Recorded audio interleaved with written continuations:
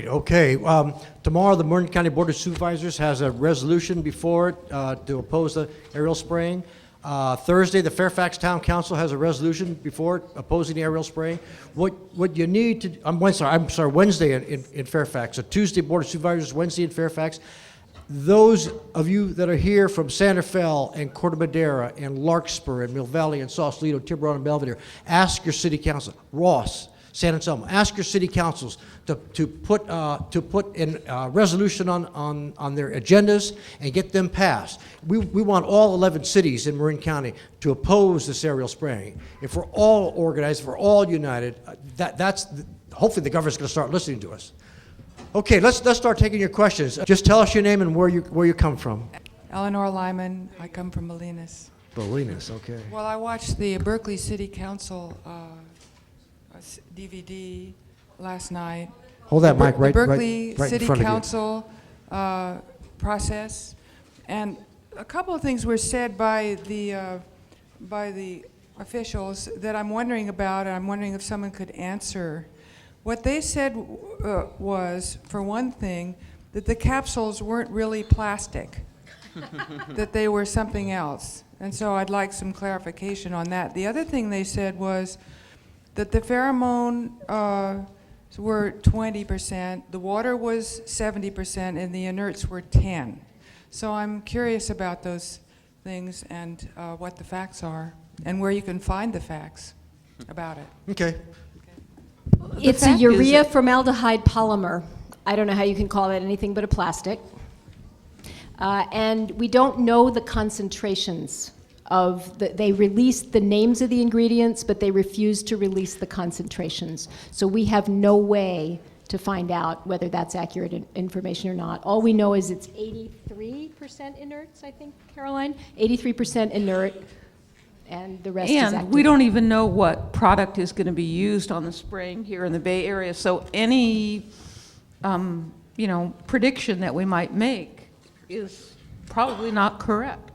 Except that they've confirmed that it would be the same synthetic moth pheromone, there would be inerts, and it would be some form of plastic carrier. They're investigating plastic flakes, plastic gel, and alternative plastic capsules. Gel, goo, yeah, right.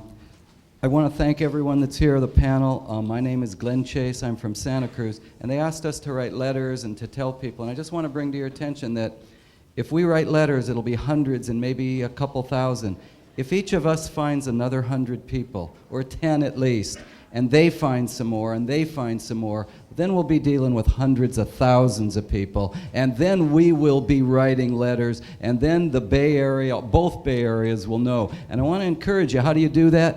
You just leave this room, and you start doing it tonight and tomorrow morning. Your neighborhoods, your schools, where you work, every place you stand in line. That's what we've been doing in Santa Cruz. And to walk into this meeting with you people and to see the hearts of you people it's overwhelming in an incredibly positive way. I'm going to take 2 more minutes. I just want to, this sheet was passed out to you. It's got 5 numbers on it. Most everything was said, but I'm a school teacher. I teach in graduate school in the university, and I want to take some of these comments, the words, so that when you talk to your friends, if you're new at this, you can have something very simple so that it could just make it real easy to talk to some neighbors and to people at school, because the knowledge that has come from this panel is incredible, months and months and months cumulatively. Let's look at the first one. Does people have this? Okay, number 1 says, the government says it's a pheromone. The truth is, it's a toxic synthetic chemical. There's not a single drop of natural moth pheromone in the whole spray. They haven't milked the moth. And by the way, I have the document here. Okay, number 2, the CDFA says it's perfectly safe. I'm holding the document in my hand. It's a level 3 toxin. The pheromone, which they say is safe, is a level 3 toxin. And the spray is a level 3 toxin. I've got it in my hands. You're welcome to see it. I've yellowed it for you. On the bottom of this sheet is my personal email. I'll send it electronically to anyone that wants it with the page number and the paragraph number and the line number. Number 3, it's perfectly safe. 643 illness reports. Let me read this. Actually, in Santa Cruz and Monterey counties, a public health disaster occurred that wasn't reported. Few knew how or where to report, as the CDFA didn't bother to set up reporting or monitoring stations in the area. Some estimate that as many as 50,000 people or more got sick from the toxic spray. I'm a professor in statistics. I also flyer in the street. It's my opinion that about 20% of the people got sick to some extent. Each report represents 50 or 100 people that actually got sick. Okay. 4, the moth is a threat. The government says the truth. The moth is not a threat. It's been here 2 to 10 years or more, and no proof of even a single leaf eaten. They talked about it's called a superficial feeder. It nibbles at the outsides of leaves. And by the way, it can't eat the leaf because then it would have no home. They've totally misrepresented it. Okay, this comes from Dan Harder, the director of the UC Arboretum, who's, in my opinion, the premier botanist in the world regarding LBAM. There are 50 other moths already here in the same moth family who are controlled naturally by birds, spiders, earwigs, and other natural predators. You know what we need to do about this moth? Absolutely nothing. Okay, number 5, they say it's less toxic than other pesticides. The truth? It's more toxic than other pesticides. Why? The, quote, other pesticides are sprayed on agricultural fields to kill pests, not on our homes, not on pregnant women, not on infant children, not on innocent children at school and at play. Therefore, it is more toxic to people, not less. And so I'm hoping that these 5 things for you can give you a little summary, a brief thing. You got unlimited information from here, these panelists, their websites. Thank you so much. Thank you, Glenn, for coming up from driving up from Santa Cruz today.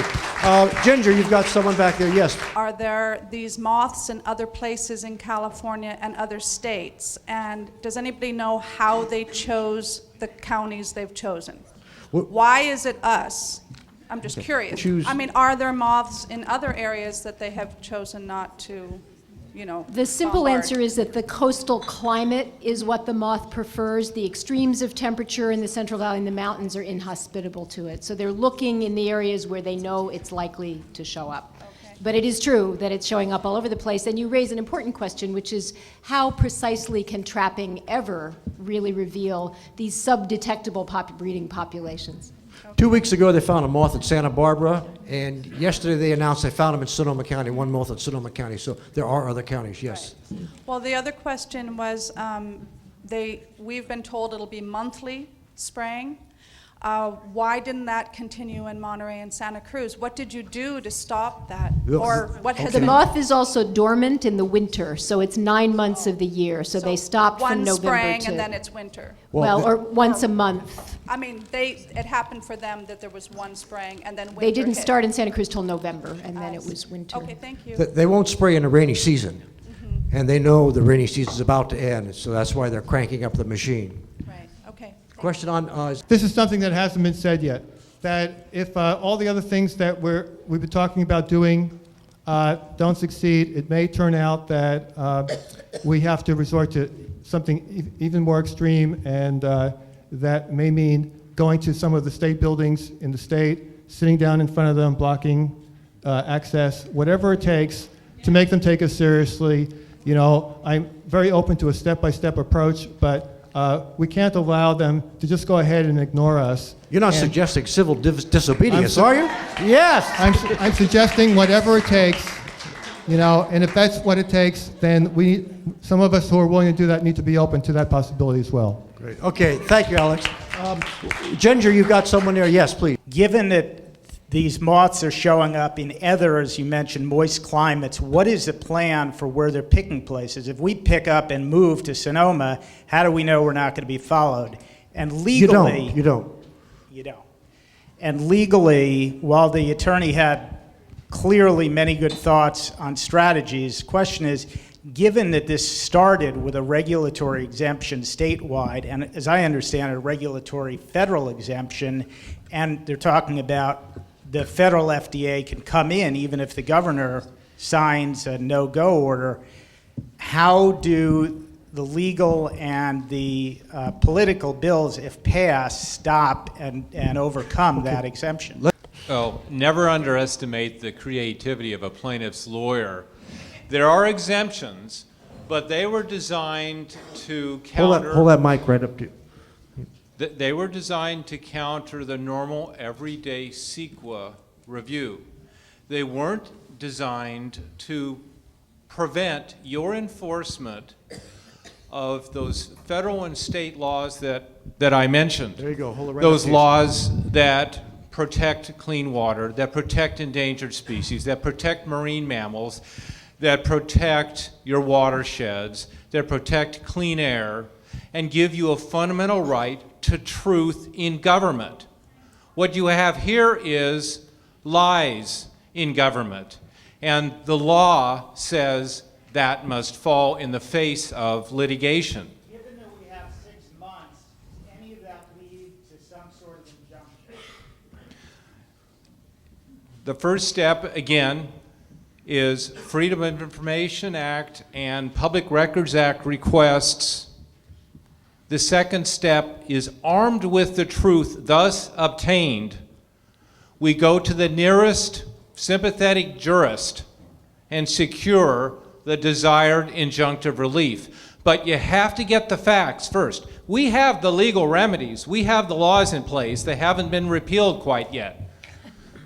This is still a government of the people, by the people, for the people. Remember that. Don't let them take that away. As long as we're a government of law, we can enforce those laws and protect your rights. But we have on this panel more than enough facts and truth to win this war. So have faith. While you're standing, Steve, Skip Berg's got a question for you, Steve, while you're standing. Stephen, my concern is being successful legally in a few years in inheriting a toxic sewer. Do you have any thoughts on how we can be successful and stop it by August 1st? The laws that I've mentioned place the burden on the government, not the people. The people have said, you must disclose what you're going to spray, you must analyze the adverse impacts of what you're going to spray, and you must lay that out in common sense language so that the public understands the risks to which we're being subjected. And courts on review apply a common sense approach. If it reasonably informs the public of the hazards and persuades us they will be avoided or mitigated, then perhaps it can pass legal muster. But what I've heard tonight is we have lies upon lies upon lies, and we have risks heaped on risks. In the face of that, the laws would not permit this to be done. Comment. I'm General Stubblebine. I don't know how many vets are in here. Where do you live? What town? What town are you from? Bangkok. Bangkok, okay. Yes, I've come a long way. There you go. How many vets are in here? Vietnam? All right. Let me give you a thought. What I have heard tonight is Agent Orange. I was there. Agent Orange. Okay? You have described what's going on, which is Agent Orange. All right? 40 years ago. 40 years ago. It took them 25 years to get to a point where they even thought about looking at it as a health problem. My wife said, tell you that I've had cancer 3 times. I don't like to admit that. I'm not sure why, but I certainly was in Vietnam when Agent Orange was present. And oh, by the way, Agent Orange was not a problem. Okay? 3 million Vietnamese died. 57,000 Americans died. And we haven't a clue. We don't have a clue how many others like me have not died from the Agent Orange. How many dog owners are here? So you understand, come sit down. Stay. Well, let me tell you something. It's time for the dogs to get up and bark.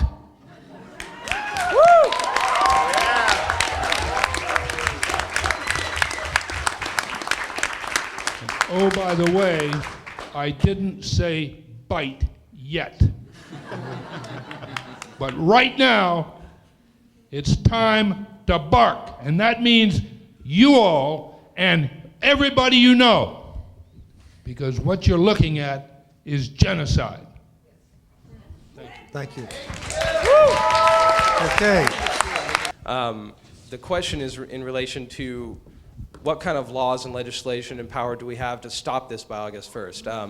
It's probably specifically directed at the lawyer up there who seems to have a real inline battle plan for us, but how do we get that going? And in the case where we do succeed, will it stop it in its tracks? And the first area of concern for me after the obvious, which is, we shouldn't be sprayed at all with, given all the health impacts. What about our watersheds? This is going to go into the water. And have they even looked about what's going to happen when we all start drinking this crap? All these minute plastic particles and everything. How can that alone not be enough to just stop it? That's my question. Okay, great. There are two current lawsuits wending their way through the process in the courts, one in Monterey County, one in Santa Cruz County right now. And Ed could tell us a little bit about where they are. Ed, how are they looking down there? I'm not sure about the Monterey dates, but Santa Cruz is going to have our day in court the middle of April, I think the 21st or something like that. And briefs are due in about 3 weeks, and we'll be able to see how those cases are unfolding. It behooves those in the Bay Area to bring suit in federal court. We are blessed with perhaps the most enlightened judiciary in the United States, right here in San Francisco. And we are blessed with the most enlightened Federal Court of Appeal in the Ninth Circuit here in San Francisco. And that, I suggest, is the place to start.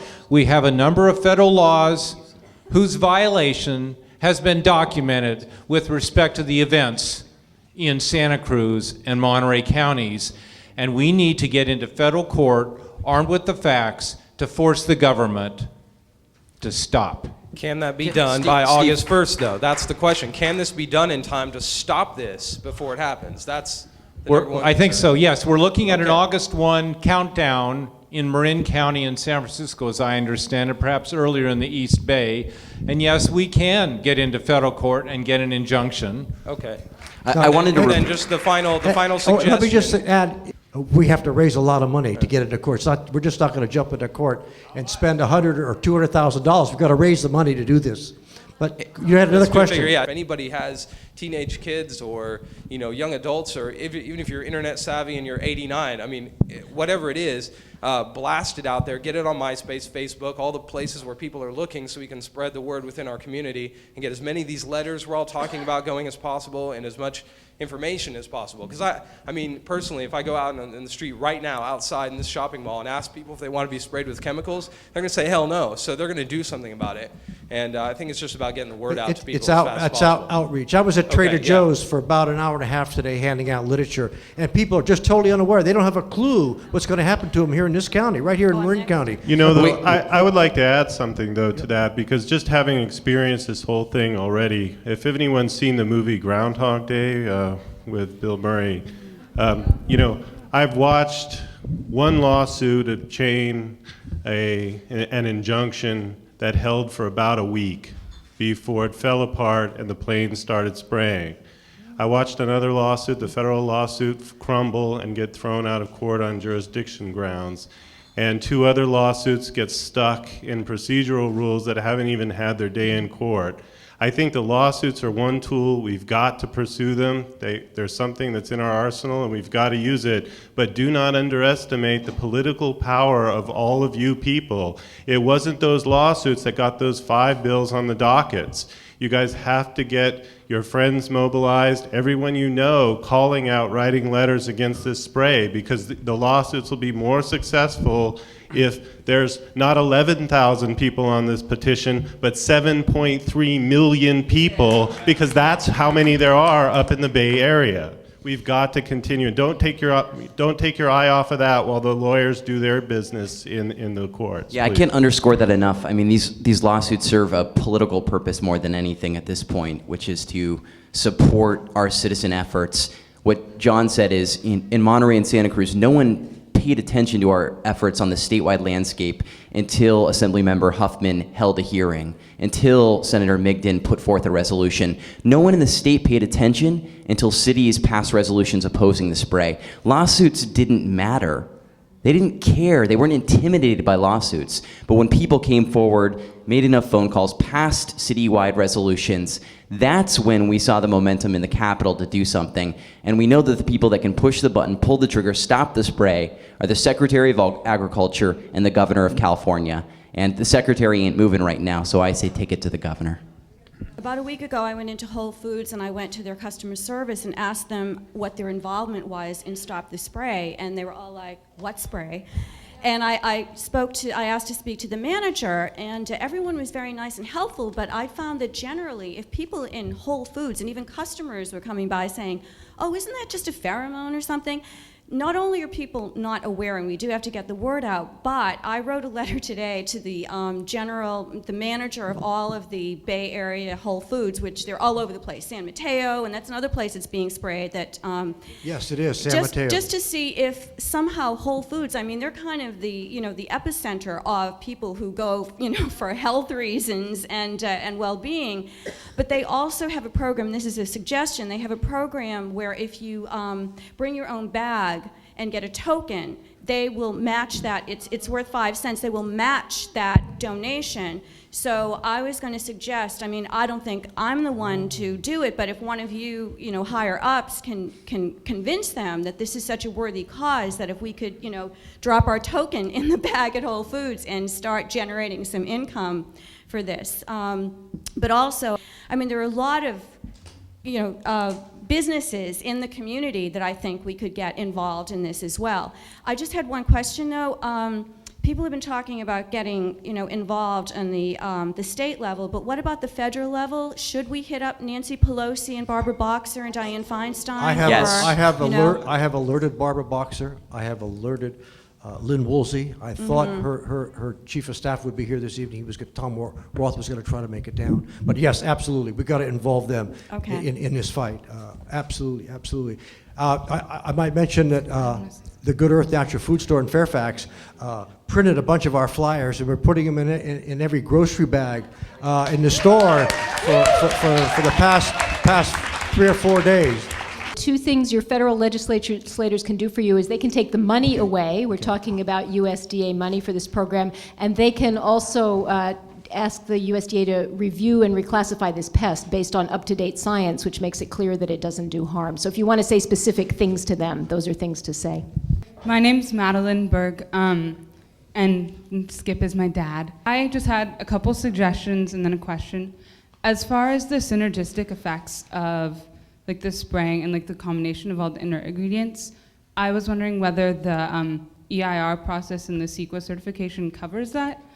And also, my understanding of the burden of proof, which granted is that of a 17-year-old and not very accurate, was that the company that's spraying has to prove, or the government, in which case, has to prove that that is safe.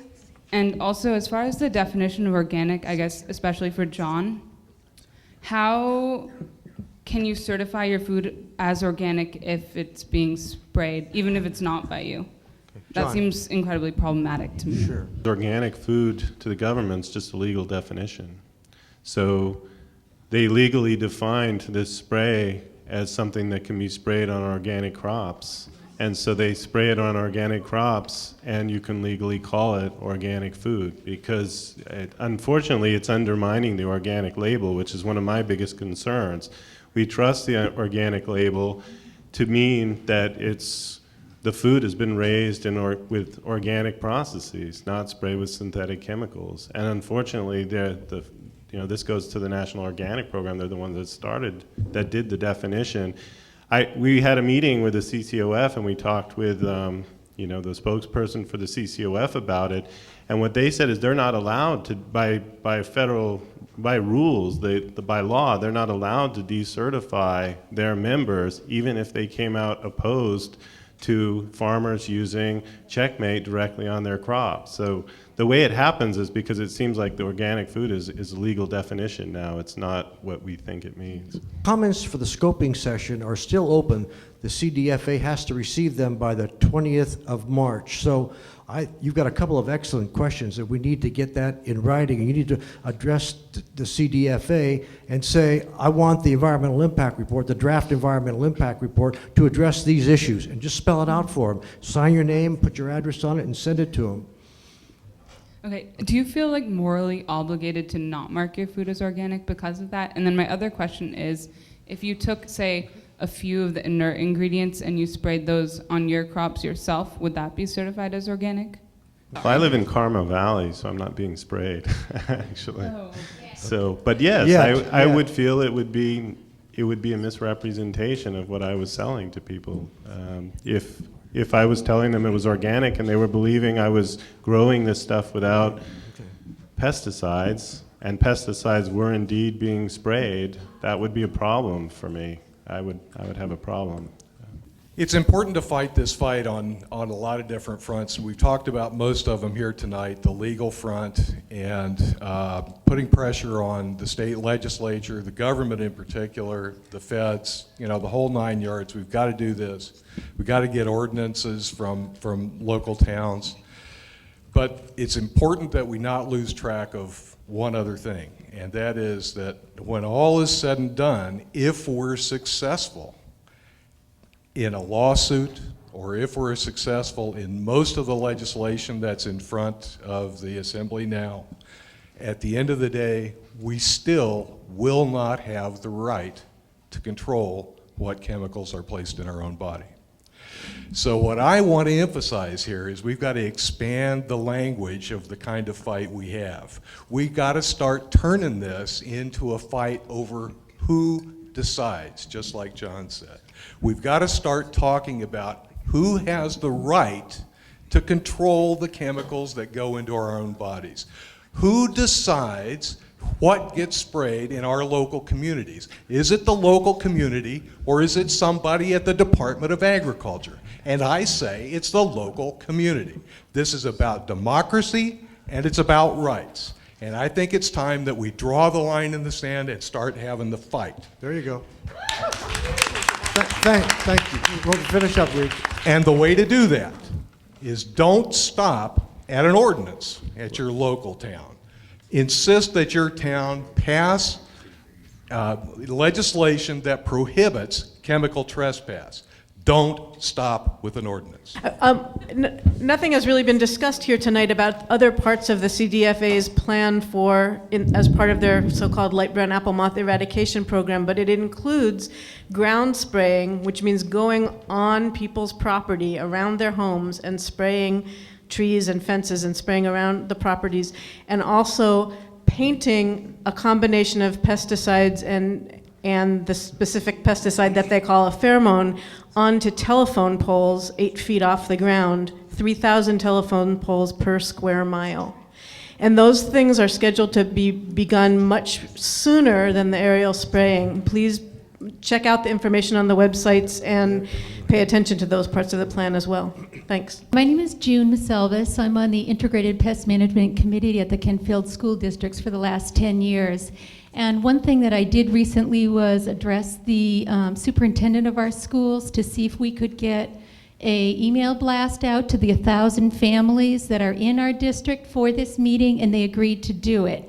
And so what suggest to any of you that are parents that have young children is do the same thing. Go to your school district and say, can you please put this out here and inform families in this area that this is what's going on. And it could be a way to get to a lot of different people.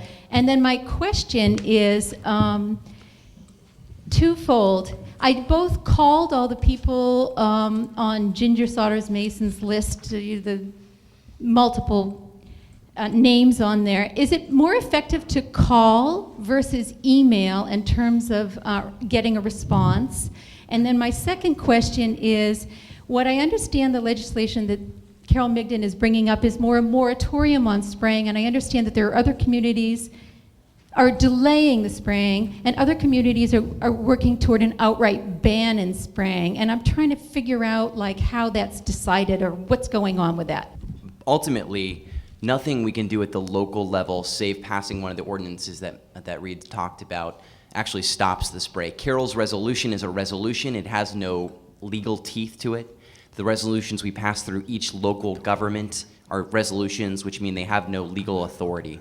So these are all political statements that we're making as representation of folks that oppose aerial spraying. But ultimately, all of these are just resolutions and have no teeth other than a representation of, at the local and state level, that we oppose spraying. You know, the more digital we become, the easier it is to send an email. Phone calling is always the best. Writing a letter is actually first. Making a phone call is second. Sending an email is third. And those represent, each one of those, actually a letter represents more people. They think of it in calculus as a politician of, a letter represents X people, phone call is X, and email is X. And a letter is a lot of people, a phone call is a fair number, and an email is like one person. Should you fax the letter? And a letter can be faxed, yes. My name is Rima Labo. I'm a physician. Thank you. I'm the medical director of the Natural Solutions Foundation. General Stubblebine is the president. We're here on our way to Bangkok because we thought this was such an important issue that we detoured to San Francisco to be here tonight. Our organization... I'd like to tell you what I'm thinking. I'm thinking that you're not talking about pesticides, and you're not talking about active or inert ingredients, and you're not talking about pheromones or plastics. You're not talking about the watershed, and you're not talking about pests that are not pests, and politicians out of control, and companies raking in profits. You're talking not even about health. You're talking about freedom. You're talking about health freedom, or you're talking about nothing. I think you're talking about health freedom in a very powerful way, in a very important way. And I think from our understanding of how health freedom has to be fought and won and maintained and fought for again, especially in this corporate-driven society of ours, or of theirs, I think what has to happen is legal action, constitutional action in the form of citizens' petitions, federal action in the form of education of federal lawmakers. We spend about 4 days a month in Washington educating federal lawmakers, local lawmakers, local people educating their federal lawmakers at the local level, letters, emails, phone calls, showing up on their doorsteps and being articulate and being repetitive through many people repeating the same message in different ways. I would like to offer our help. We have 250,000 people on our mailing list. They send our mailings out to tens of millions of people. That's because we said, hey folks, get active. As this gentleman back here said, who decides what chemicals go in my body? You're talking about vaccination, which is becoming compulsory in this country. Those are chemicals in your body that will kill you. We're talking slowly or fast. We're talking about pesticides. We're talking about Codex Alimentarius, which is the global enactment of this food degradation and environmental degradation. It's all the same. It's all health freedom. Now, what we can do to collaborate with you is if you'll give us information, and again, our website is www.healthfreedomusa.org. Go there, sign up for the Health Freedom Alerts. But if you'll give me or my husband information about exactly what you want said to federal legislators, we'll put an item on our website and in our emails, and we have hundreds of thousands, sometimes as many as 600,000 people respond to the federal legislators. Oh my, do they get that message. And we also have the capacity to send an email to every one of the state legislators. And oh, by the way, I think this should go to every state legislator in the United States, don't you? Because if it's happening here, you know that California is the bellwether, and it will happen everywhere. So I say, let's do it. We'll help you do what you're already doing if you'll give us the words, and we'll send it out. And I need your help. I need you to get all of your people to join our mailing list so that we can disseminate the issues more and more and more widely. So I'd like to propose a partnership because we're all in this health freedom battle together, or we're all in terrible shape. Thank you. Hi, the first thing I was thinking of is organization and educating the people. I live in San Francisco. And what's your name? Patricia Molino. Thank you, and I Patricia. speak to many people, and they don't even know what's going on. They don't know about the apple moth. They don't know about the spray. If the earth isn't healthy, neither are we. And that is the main point. And this is totally, insane to do any type of spraying as such as this. And even though it's not done, say, in Sonoma, the air carries it, the water carries it. We carry it on our feet, It's even called if it's pesticide sprayed. drift, It's absolutely. the drift is incredible. So what we're talking about is the health of the earth, the future of the earth, the health of ourselves. And ironically, I was at a meeting the other night, nothing to do with this, a production meeting, and the people I was speaking with, the woman next to me, I was talking about this situation, and she says, well, I'm from Santa Cruz. And she said, my children are very sick. They have constant sore throats. I brought them into the doctor's. The doctor's office was full, from lung ailments to rashes to headaches to asthma. And she said, I am so frustrated because no one will listen to us. And I thought, wow, so there it was. So anyway, first thing is education, making it easy, and just getting something out there. With regards to the education, that's why we started stopthespray.org. We do have something on the site called the Community Action Toolkit, which is some of the best of the flyers and brochures and backgrounders and things like that we've found. But that's also hosted in a public forum. So we encourage people to post the things that they use, letters they've written, background information they found particularly effective. You could post that yourself, and then others looking for information can get that too. So it's kind of a shared thing. Patricia can go right to your site and post on your site to help. You go right to the main page, you click on the forum or the Community Action Toolkit, and you'll go into a section that's interactive, and you'll be able to post whatever documents you feel would be useful to others, and they'll be able to download them. Okay, great. I'm with the Environmental Health Network of California. We're the local support and advocacy 501(c) for chemically sensitive people.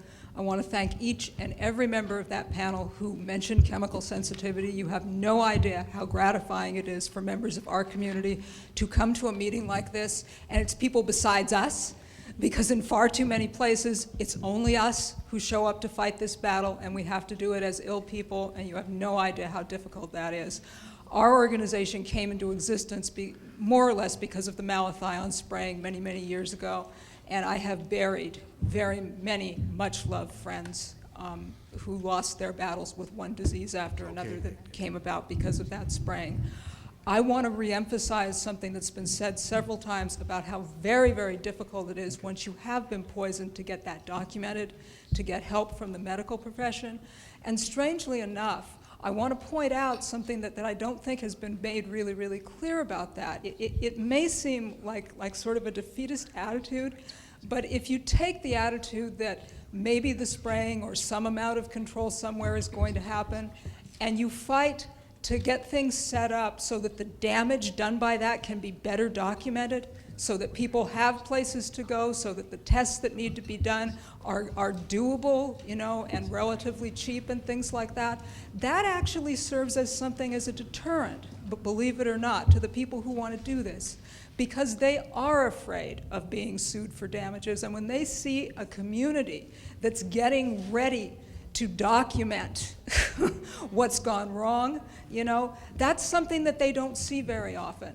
We've seen individuals who were well enough connected to get that kind of thing set up have individual spraying entities back off from their plans to spray when they saw that someone was prepared to document, was ready, you know, that they had things set up to show what the residual effects on their property were and what had been accumulating in their body and things like that.